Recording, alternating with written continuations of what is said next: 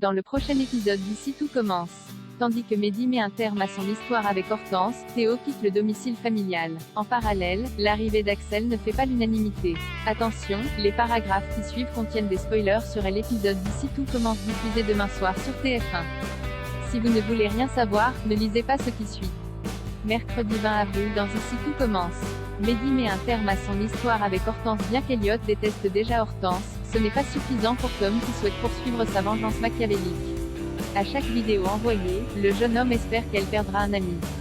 Tom il menace de faire de Mehdi sa prochaine victime, Hortense le supplie de ne rien faire mais sans succès. Le sourire en coin, Tom lui demande de se préparer à faire ses adieux à l'homme qu'elle aime. Plus tard, Mehdi reçoit un message sur son téléphone portable. Étant occupé, il prie sa copine de regarder pour que lorsqu'elle voit qu'il s'agit de l'une de ses vidéos, Hortense s'empresse de l'effacer puis de faire croire à Mehdi qu'il a reçu une pub. De son côté, Elliot se rend chez les Lano pour parler à Greg.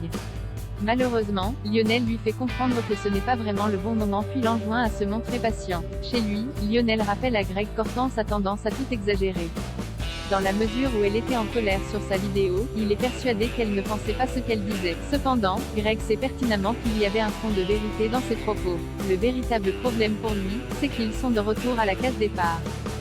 Si Elliot se sent obligé de faire l'amour avec lui, Greg ne voit pas ce qu'ils font ensemble. Pendant ce temps, Kelly profite de croiser Hortense à l'Economa pour régler ses comptes avec elle. Hortense assure alors qu'elle ne pensait pas ce qu'elle disait dans la vidéo qui a fuité à son propos. Parfois, elle éprouve le besoin de se défouler mais cela ne veut pas dire qu'elle déteste les gens pour autant. Pour le lui prouver, Hortense lui montre donc une autre vidéo où elle parle d'elle. Hier c'était une mauvaise journée. Du coup, c'est tombé sur Kelly alors que je suis la première à l'admirer en plus. Elle est tellement jeune et tellement douée. On dirait qu'elle a été faite pour la cuisine. Je crois que ça donne des complexes et en même temps je trouve cela trop beau, peut-on l'entendre dire. Hortense lui présente ensuite ses excuses pour lui avoir fait de la peine, puis précise que son journal intime aurait dû rester dans son téléphone. Peu après, Kelly rejoint Tom et tente de lui faire arrêter sa vengeance. Malheureusement, celui-ci estime que Mehdi et ses amis ont le droit de savoir ce qu'Hortense pense vraiment de. Quelques heures plus tard, Mehdi reçoit la vidéo d'Hortense. Les larmes aux yeux, elle dit, Mehdi m'a à peine calculé aujourd'hui. Encore une fois, je crois qu'il ne me voit plus en fait. Je suis comme une chaise je fais partie du décor quoi. Ce n'était pas comme ça avant. Avant je le faisais rire et je crois qu'il m'admirait un peu aussi. Parfois, je repense à Hugues alors que je sais que ce n'est pas quelqu'un de bien. Mais je me sentais spéciale avec lui. Il écoutait tout ce que je disais. C'est comme si toutes mes paroles étaient incroyables. Bref, je me sentais importante. Mehdi, il n'y a que son quotidien et ses pâtisseries qui comptent. Moi, j'ai besoin de plus je crois. Je n'y arrive plus. Blessé, Mehdi rassemble les affaires de sa copine dans un sac. Quand elle passe dans sa chambre en fin de journée, Mehdi lui demande de partir. Elle a beau expliquer qu'elle ne pensait pas ce qu'elle disait, Mehdi s'en moque et lance que leur histoire est terminée.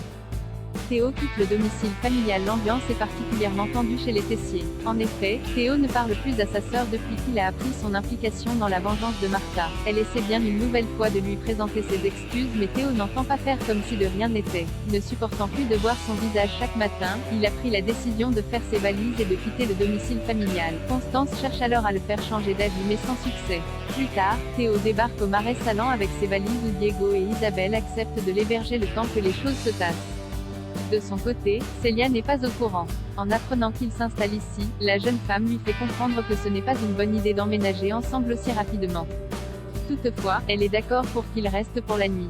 L'arrivée d'Axel ne fait pas l'unanimité. Tessier débarque dans le cours de la chef Armand et annonce que son neveu assistera désormais à tous les cours de première année en tant qu'auditeur libre.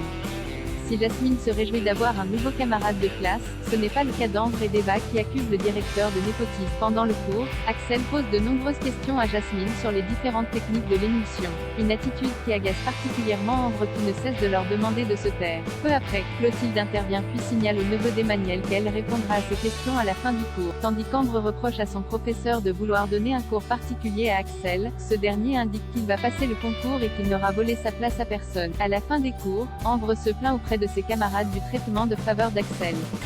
En les entendant discuter, celui-ci reconnaît qu'il a de la chance mais précise cependant qu'il part de tellement loin qu'il va devoir mettre les bouchées doubles pour réussir le concours d'entrée. Pour sa part, Jasmine voudrait faire comprendre à sa camarade que c'est sur Tessier qu'il faut taper car Axel n'y est pour rien mais Ambre ne pas voit les choses ainsi.